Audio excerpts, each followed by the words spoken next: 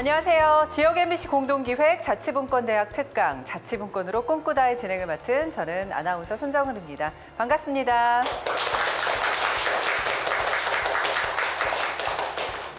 오늘은 어쩌면 우리 일상 속에 녹아들 수 있는 모습일 수도 있겠는데요. 자치분권을 통해 우리의 미래를 어떻게 그려볼 수 있을지 건국대학교 공공인재학부 이향수 교수와 함께 이야기 나눠보도록 하겠습니다. 교수님 앞으로 모시겠습니다.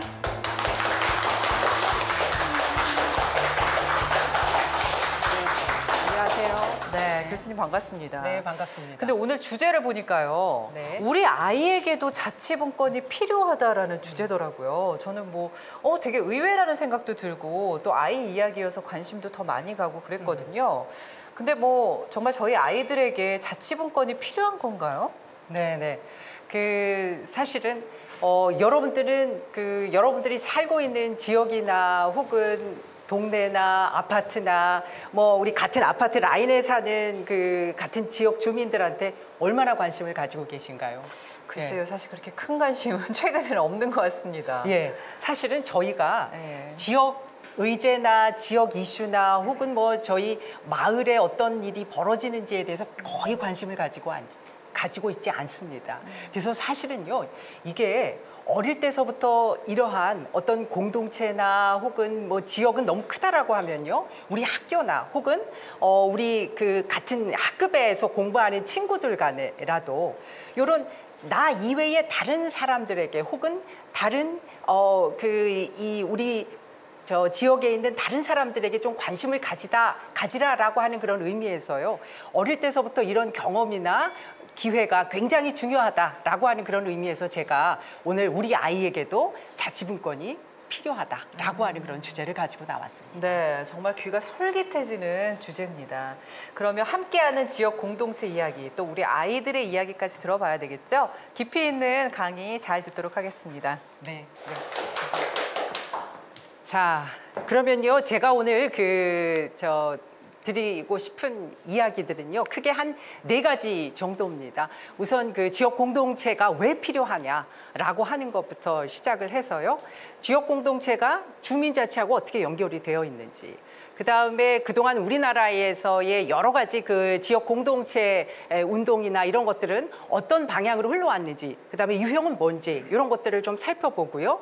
그다음에 지역 공동체를 활성화하기 위해서는 어떤 방안들이 필요한지를 여러분들하고 같이 논의를 해보도록 하겠습니다. 우선 첫 번째 주제가요, 지역 공동체의 필요성입니다. 왜 지역 공동체가 필요하냐라고 하는 거죠. 사실은 우리나라가 현대 이전 혹은 근대 이전에 공동체가 없었느냐라고 하면 그렇지 않습니다. 근데 잘 아시다시피 이제 산업화되면서 그리고 도시화가 굉장히 급속도로 진전이 되면서 이러한 것들이 공동체나 혹은 지역이나 이런 것들의 개념이나 의미가 굉장히 많이 축소가 됐습니다. 그러다 보니까 여러 가지 이 산업화나 도시화로 인해서 발생하는 그런 사회적인 비용이 굉장히 크죠. 예를 들면 최근에는 층간소음 문제, 굉장히 심각한 사회적인 이슈입니다. 사실은 윗집에 누가 사는지 혹은 아랫집에 누가 사는지 옆집에 누가 있는지 잘 모르죠, 우리는. 그래서 이런 사회적인 비용, 사실 층간소음은 굉장히 큰 사회적인 이슈가 되고 여러 가지 문제점들까지 나왔던 그런 이슈라고 할 수가 있고요. 이 이외에도 굉장히 많은 그런 이슈들이 사실은 공동체가 굉장히 그런 개념이 흐려지면서 발생하는 문제들이다라고 할 수가 있습니다. 그다음에요, 두 번째가요, 저희가 안고 있는 이 시대적인 여러 가지 문제들이 있습니다. 예를 들면요, 경제 문제도 있고요, 안전 문제, 복지 문제, 교육 문제. 우리나라 사람들이 제일 많은 관심을 가지고 있는 영역이 바로 교육인데요. 이런 문제들을 우리가 공공부문에 다 맡겨놨는데 정부에서 뭔가를 해결을 해주기를 바라는 거죠. 근데 여러분들 만족스럽게 그러한 것에 대한 해결책을 내놓았느냐라고 하는 거죠. 네. 그리고 솔직히 이야기하면요, 지금 손을 흔드시는데요, 맞습니다. 저희 별로 만족스럽지 않죠. 솔직히 이야기하면요, 요즘에 여러 다양한 부문에서 일어나고 있는 사회 문제들이 공적인 영역에서만 독단적으로 해결하기에는 너무나도 어려운 문제들이 대부분이에요.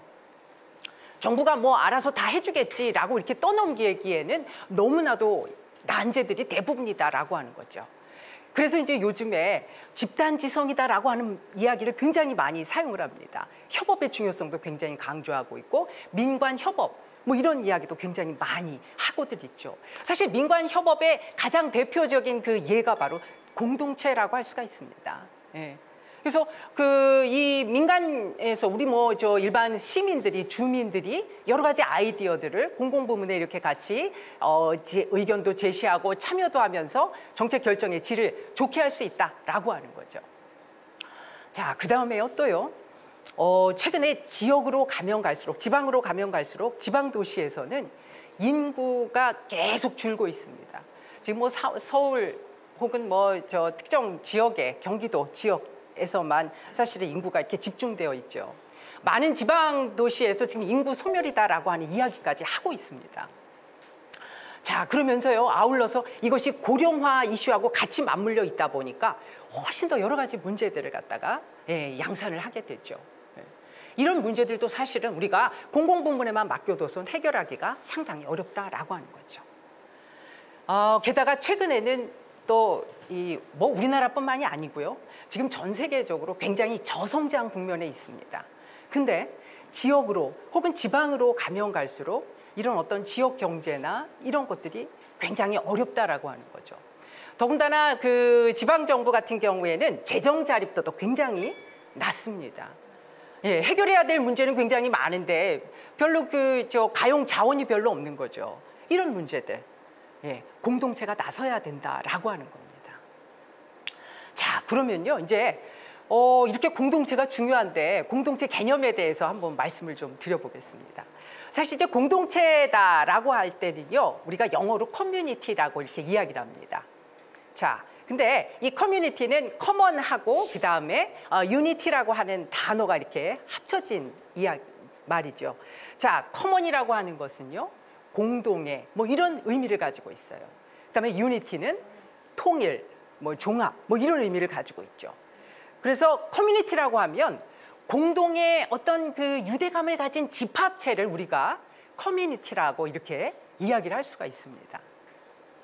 자, 그럼 우리 지역 공동체 한번 생각해 보세요. 지역 공동체는요, 그 공동의 유대감을 가지고 있고, 그 다음에 또 중요한 특징 중에 하나가요, 지역 공동체입니다. 어떤 물리적인 공간, 그러니까 지역이라고 하는 어떤 그런 특성을 가지고 있어요. 그래서 어떤 지역을 기반으로 하면서 공동의 유대감을 가지고 그 다음에 상호작용을 하는 그런 집합체를 우리가 커뮤니티, 공동체, 지역 공동체다라고 이렇게 이야기를 할 수가 있습니다.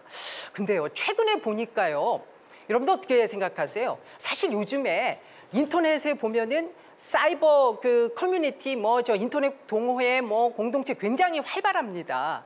그래서 이제 최근에 들어서서는 이런 공동체라고 하는 개념에서 지역성, 어떤 그 물리적 공간을 기반으로 하는 그런 지역성은 다소 이제 조금 약해지고 있다라고 하는 거죠. 자, 그래서 이제 다양한 그런 공동체가 있을 수가 있고요. 그렇다고 한다면 이 공동체, 그 지역 공동체의 구성원들 혹은 구성 요소는 우리가 어떻게 볼 수 있느냐라고 하면요. 가장 중요한 지역 공동체에서의 그 참여자는요. 참여자라고 하기에는 조금 약합니다. 주민이 있습니다. 주민이 가장 중요한 그 참여자다라고 하고요. 사실은 공동체 그 자체라고 보시면 되고요. 또 누가 있을까요?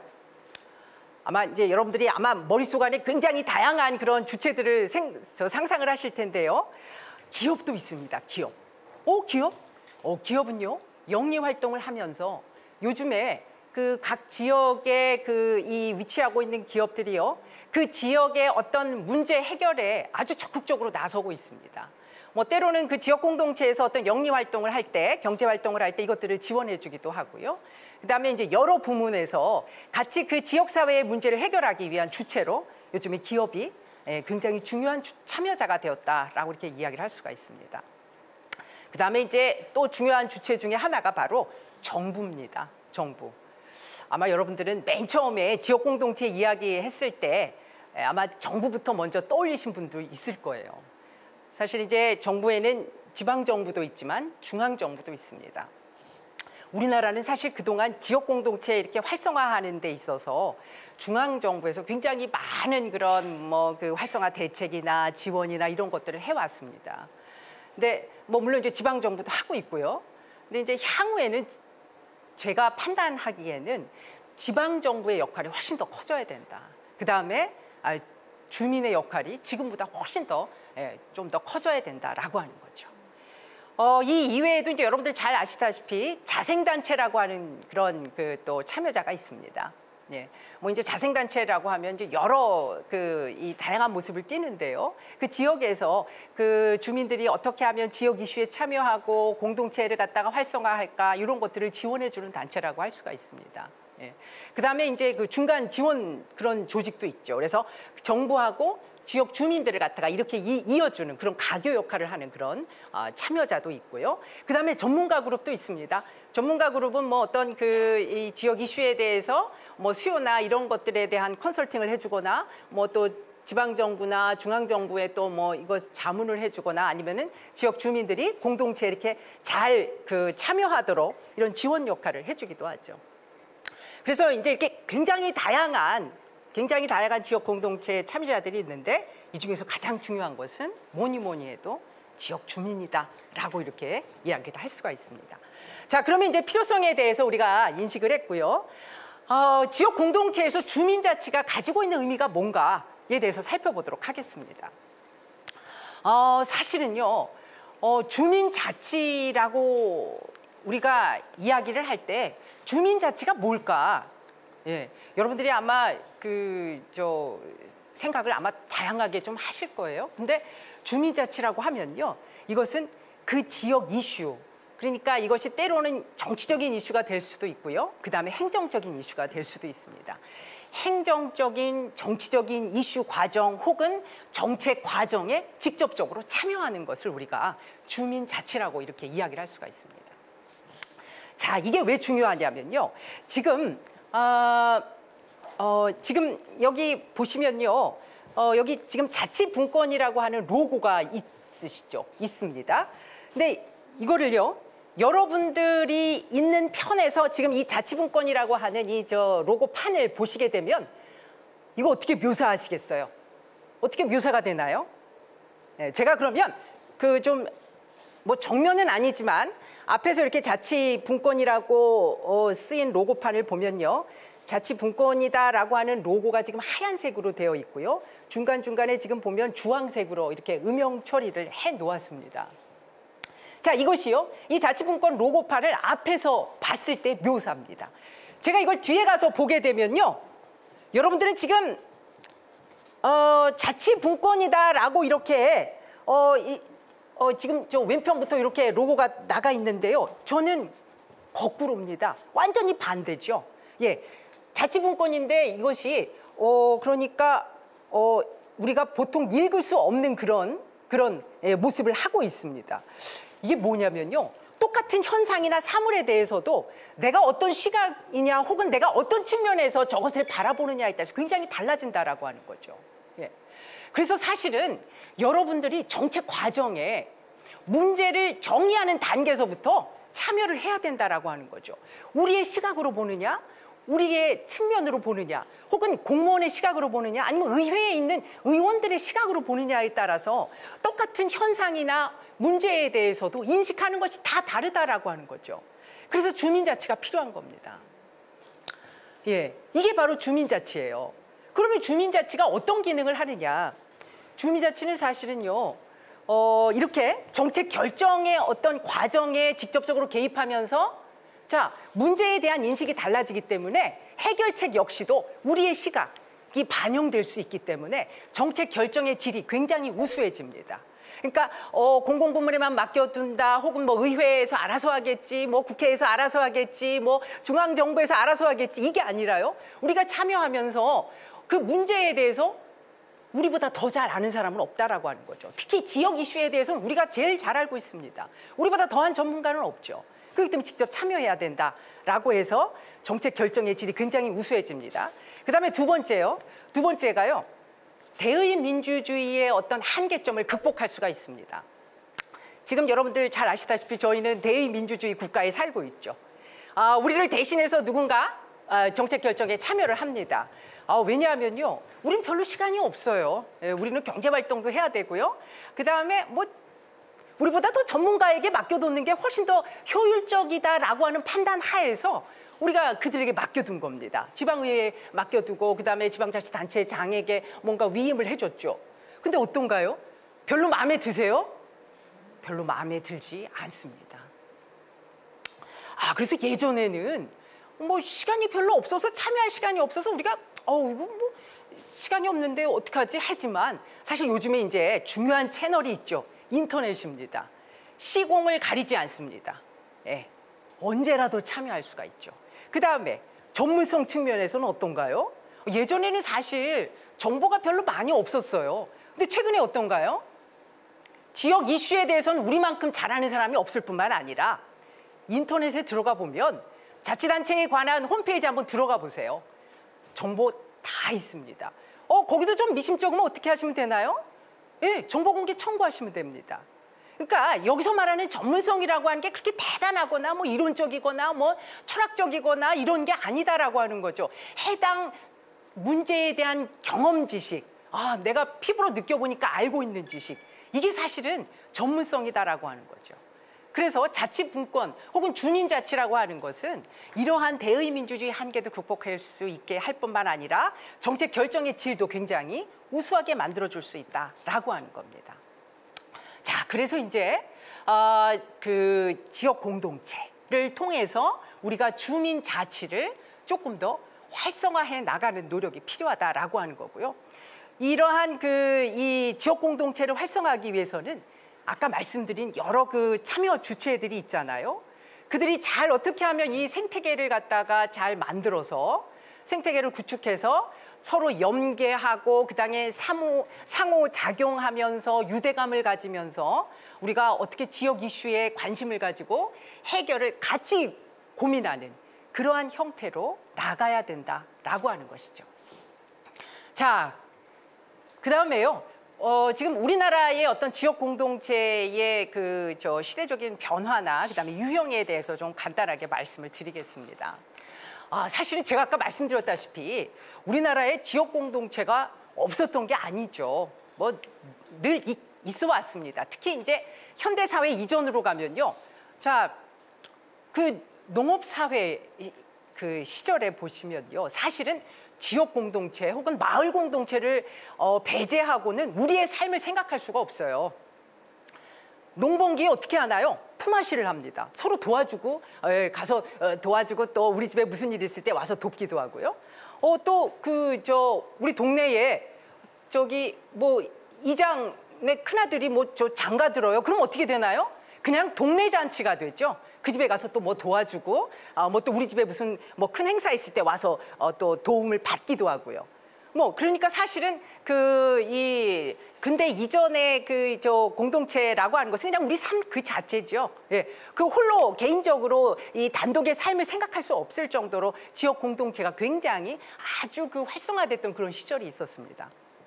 근데 제가 아까 모두에 말씀드렸다시피 이러한 것들이 이제 산업화, 도시화되면서 굉장히 개인적인 어떤 그런 사회적인 변화와 맞물려서 이런 것들이 점점점 이제 쇠퇴를 하게 되죠. 그래서 우리나라 50년대, 60년대, 70년대로 가면요. 사실 이제 농촌 지역에서의 일부 공동체를 빼고는 굉장히 도시 지역에서의 어떤 공동체라고 하는 것이 아주 굉장히 약해집니다. 그런 것이 이제 70년대, 80년대로 가면 어떤 우리나라 굉장히 고도성장 시기였죠. 그래서 이제 어떤 도시 발전의 어떤 모델로서 이 도시 공동체 이런 모형들이 나오게 됩니다.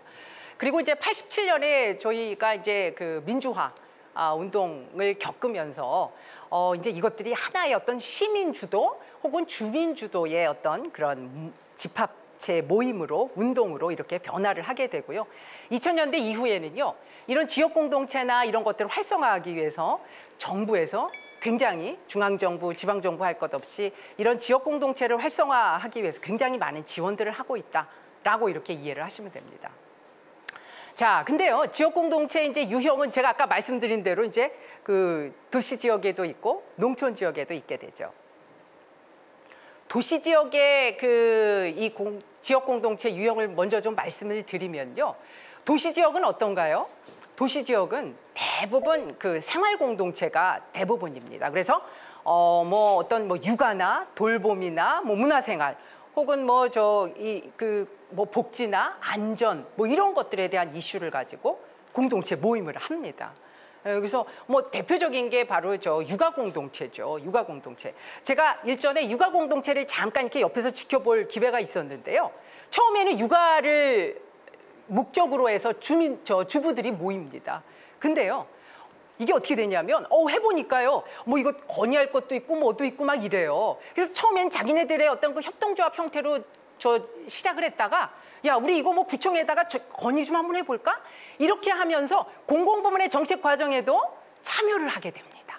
그리고 그들 간의 유대감이 굉장히 공고해집니다. 그러다 보니까 경단녀로 구성된 그런 주부들이 대단히 많았었는데 뭐 어떤 그 취업이나 창업이나 이런 것들에 대해서도 서로 이렇게 도와주고 그래서 사실은 이제 이런 그 공동체가 처음에는 어떤 특정의 목적으로 출발을 했지만 굉장히 다양한 부분에서 서로에게 도움을 주고 서로에게 도움을 받는 그런 형태로까지 발전을 하고 그다음에 공공부문에 우리가 굉장히 멀게만 느껴진 어떤 공공부문의 정책 과정에까지도 우리가 참여를 하게 되는 그런 형태로 나타나더라라고 하는 거죠.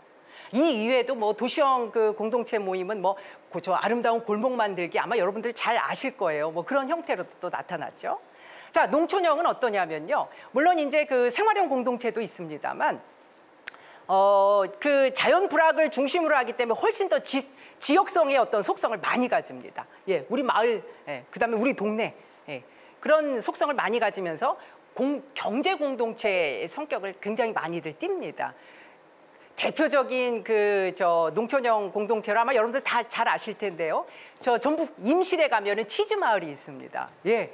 거기는 뭐 굉장히 아주 그냥 그 경제적으로 굉장히 많은 성과를 봤다라고 이렇게 그 평가를 하는 그런 지역 공동체라고 할 수 있습니다. 그래서 같은 그 동네 사람들끼리 경제 활동도 같이 하면서 수익도 창출하는 이러한 형태를 띠게 되죠. 예. 그래서 이제 도시형하고 농촌형의 지역 공동체는 조금 다른 모습을 하고 있다. 그럼에도 불구하고 궁극적인 목표는 그 지역 공동체의 어떤 구성원들 간의 참여, 협력, 그다음에 좋은 동네 만들기 혹은 좋은 어떤 그 특정 목적에 의해서 구성원들 간의 어떤 그런 유대감이나 정서 이런 것들을 갖다가 공유하는 그런 집합체로서 기능을 하고 있다라고 이렇게 이해를 하시면 됩니다.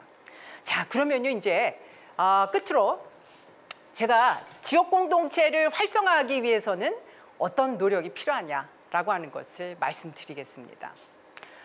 제가 아까 모두의 지역 공동체 구성 그 참여자들에 대해서 말씀을 드렸잖아요. 제가 그 구성 참여자들을 대략 6가지로 저는 구분을 했습니다. 뭐 여러분들은 더 많게 혹은 더 적게 하셔도 괜찮습니다.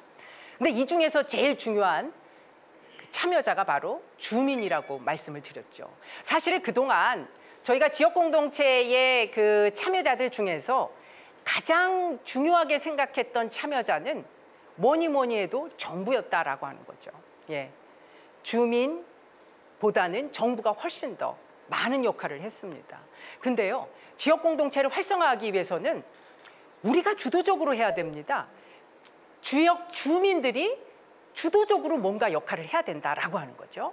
그 다음에요, 아까 제가 정책 문제나 혹은 우리 지역의 이슈에 대해서 문제 정의도 우리의 시각으로 봐야 된다라고 말씀을 드렸는데 의제 설정도 사실 우리가 해야 됩니다.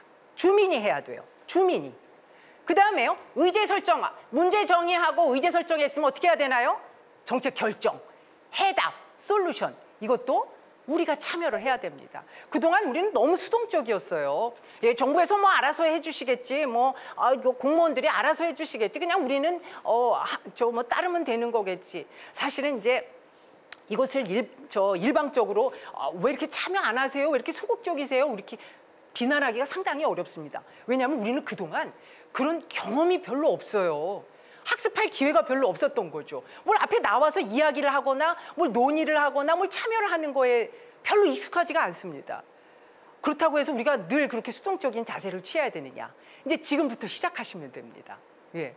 유럽이나 이런 데 가보면요. 굉장히 어떤 지역 이슈 혹은 어떤 사회 문제나 혹은 조금 더 범위를 축소해서 우리 동네 혹은 우리 아파트 단지 이런 데서 일어나는 여러 가지 이슈들에 참여하고 얘기를 내놓고 하는 것에 굉장히 자연스러워요. 아이들마저도 그렇게 하고 있죠. 예. 근데 우리는 너무나도 수동적입니다. 사실은 우리나라 국민들은 우리 집 애가 어느 대학에 가느냐 외에는 별로 관심들이 없으시죠. 예. 자, 지금부터는 이제 관심 사항을 조금 넓히셔야 된다라고 하는 겁니다. 자, 그럼 이제 이렇게 주민 주도성이 훼손되면 안 된다라고 하는 원칙을 가지고요. 어떻게 하셔야 되느냐? 첫 번째가 바로 풀뿌리 민주주의의 확산이다라고 하는 거죠. 풀뿌리 민주주의, 풀뿌리가 뭔가요? 바로 지역 주민을 얘기하는 겁니다. 지역 주민요. 그래서요. 사실은 좀 적극적으로 이 주민자치 혹은 지역 공동체를 활성화하기 위한 그런 지역의 얘기들을 들어보면 읍면동장, 리통반장 이것도 사실은 지역 주민들이 선출하는 게 맞습니다. 우리는 아직 우리나라는 그 정도 단계까지는 가지 못했어요. 이게 왜냐하면요. 직접 선출하면 어떻게 되나요? 주민들이 굉장히 책임의식을 가집니다. 저거 내가 뽑아준 사람인데 잘하나? 모니터링도 하게 되고요. 자꾸 이렇게 지켜보게 되죠. 지금은 사실 이렇게 좀 한켠 물러나 있습니다. 우리 별로 관심이 없어요. 네. 그래서 사실 이제 이런 것에 대한 관심을 조금 더 많이 가져야 될 필요가 있다라고 하는 거고요. 그 다음에요. 왜 풀뿌리 민주주의가 중요하냐면 이 풀뿌리라고 하는 것은 주민도 의미하지만 아주 작은 규모의 자치를 의미하는 겁니다. 자, 여러분 생각해 보세요. A씨라고 하는 사람이 있는데요. 이 사람은 서울시에 살면서 종로구에 살면서 그 다음에 청운동 A 아파트에 살고 있어요. 자, 서울시에서요. 우리 서울 시민들 다 모여서 한번 얘기 좀 한번 해보죠. 라고 하는 거하고요. 종로구에서 종로구에 계신 구민 여러분 언제 한번 모시 한번 만나서 우리 저기 현안이 있는데 한번 얘기 좀 한번 들어보죠. 라고 하는 거하고요. 청운동에서 모임하는 거하고 그 다음에 A 아파트 103동의 3, 4라인에서 저희 지금 요즘에 이슈가 있는데 한번 모입시다. 라고 할 때랑 이 A씨는 어디로 갈까요? 서울시 모임에 갈까요? 아니면 종로구 모임에 갈까요? 아니면 청운동 동민들 모임에 갈까요? 아니면 현 아파트 103동의 3, 4라인 그 모임에 갈까요? 어디 갈 것 같으세요? 맞습니다. 작은 규모의 공동체에서 나는 훨씬 더 많은 소속감을 느끼고 책임감을 느끼죠.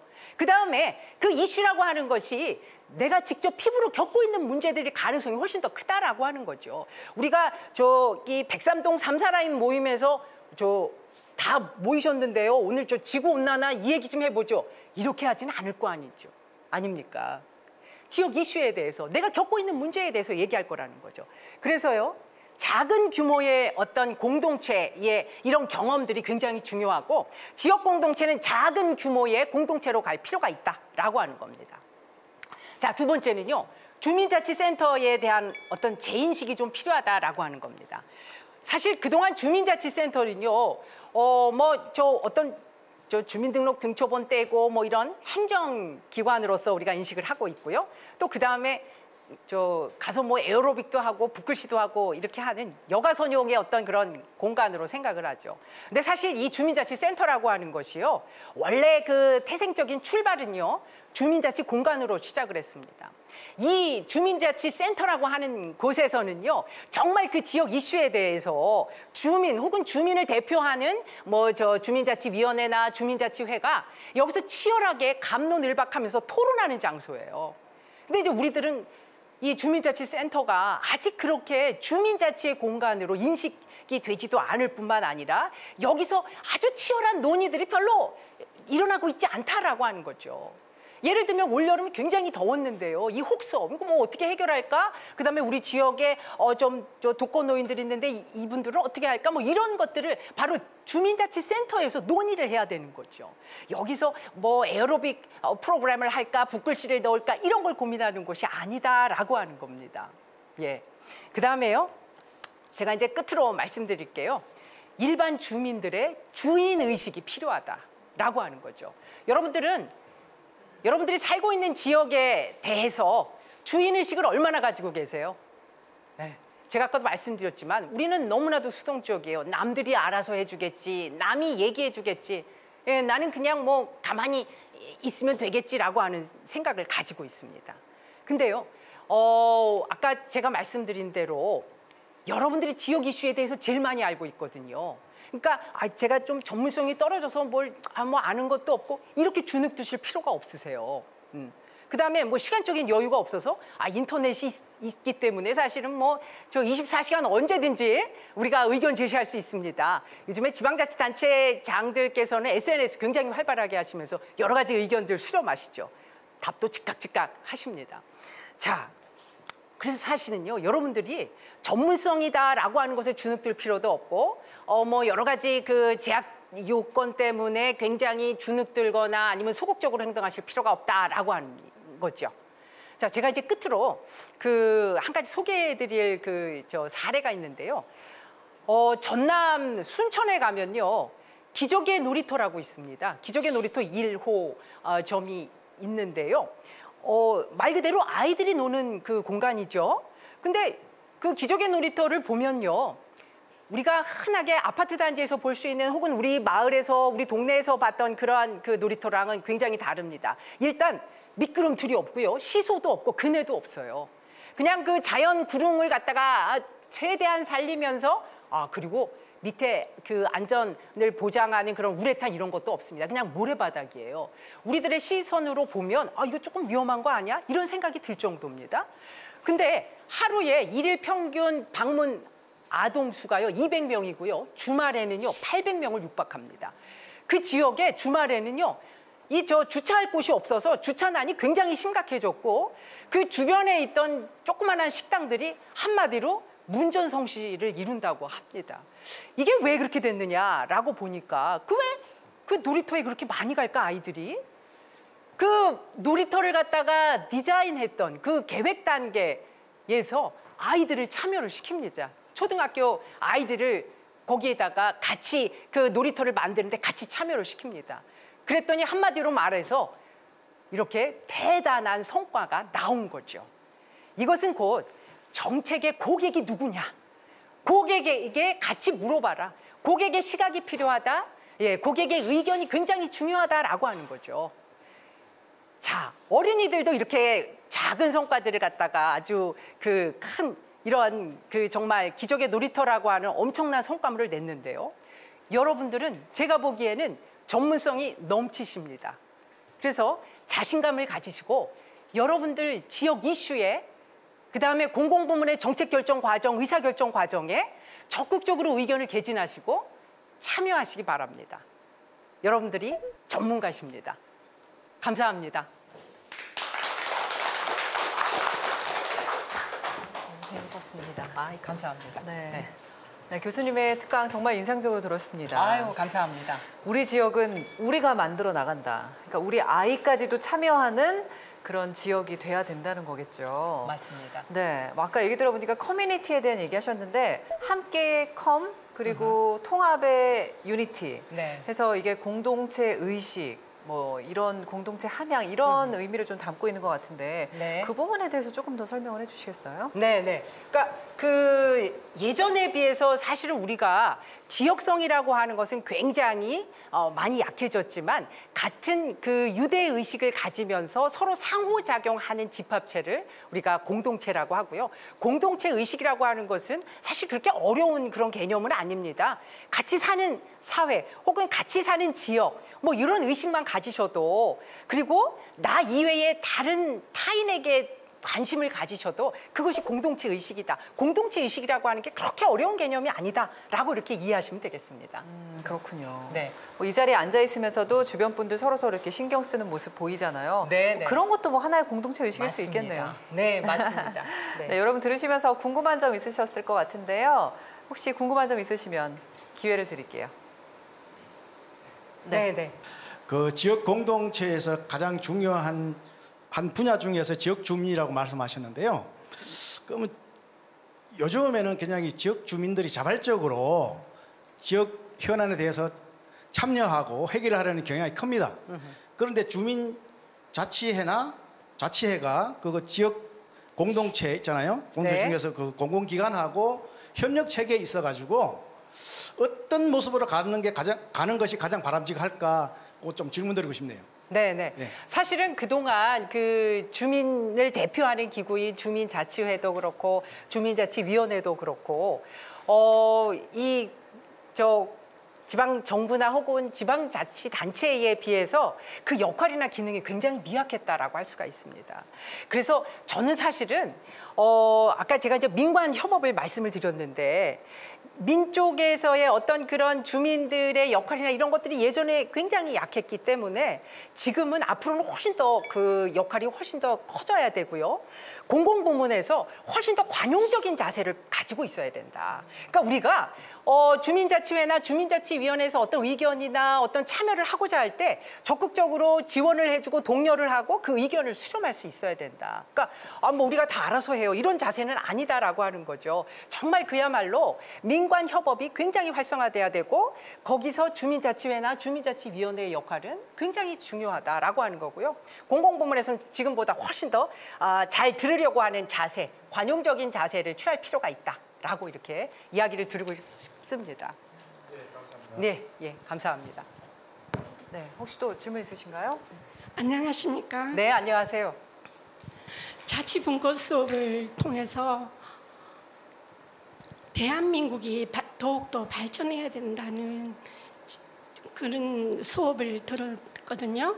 그런데 공동체 의식이 중요하다는 건 아는데 이 도시 생활에서 개인이 공동체 생활을 하기 위해서 어떻게 노력해야 할 것인지 그것도 좀 궁금합니다. 네. 아주 좋은 질문이십니다. 네. 제가 아까 사실은 공동체 의식이라고 하는 게 뭐 그렇게 대단한 개념이 아니다라고 말씀드렸는데 공동체 참여라고 하는 것도 사실 그렇게 어려운 게 아닙니다.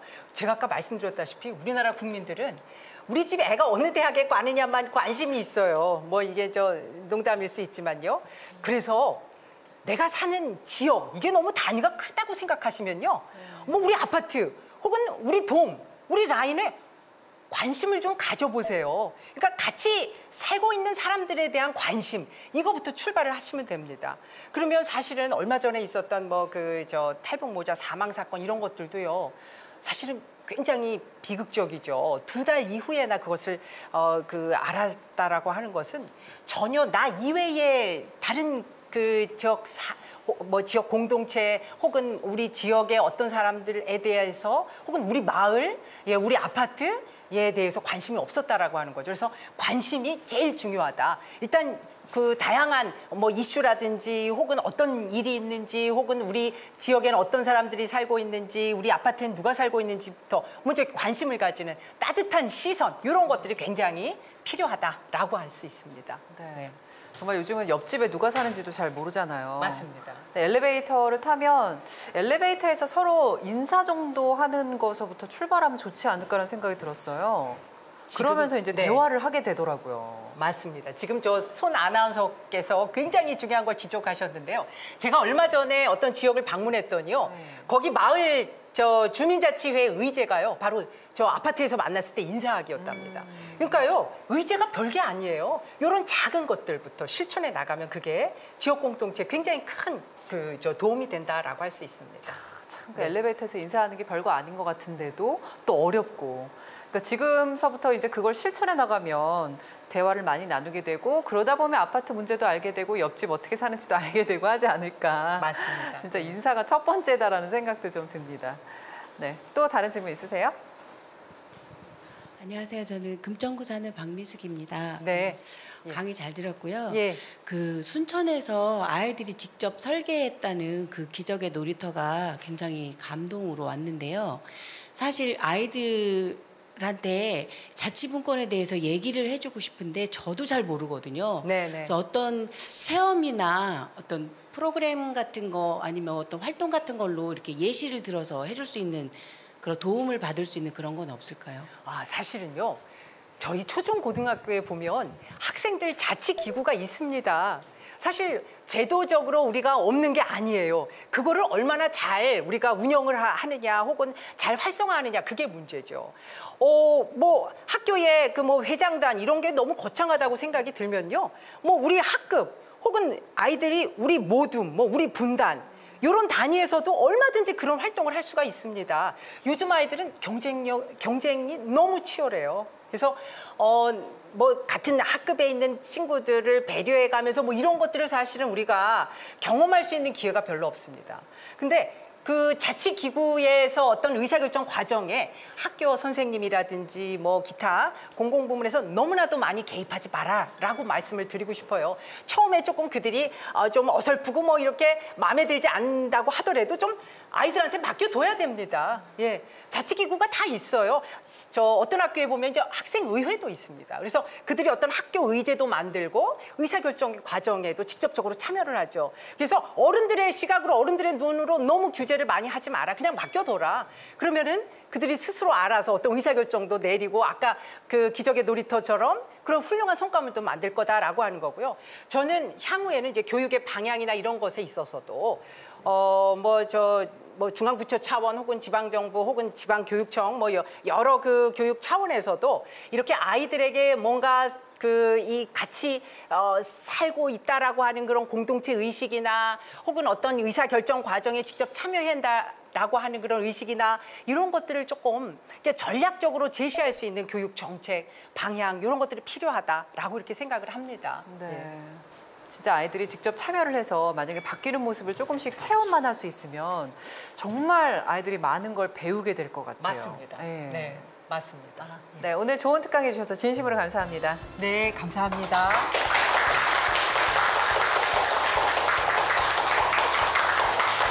네, 흔히 우리 아이들을 우리의 미래라고 표현을 하는데요. 이 자치분권에 있어서도 아이들이 직접 참여하는 이런 모습이 굉장히 중요하다는 걸 오늘 깨달았습니다. 오늘 이 시간이 자치분권으로 한 걸음 더 나아가는 시간이 되었기를 진심으로 바라고요. 오늘 우리 아이에게도 자치분권이 필요하다는 여기서 마무리하도록 하겠습니다. 함께해 주신 여러분 고맙습니다.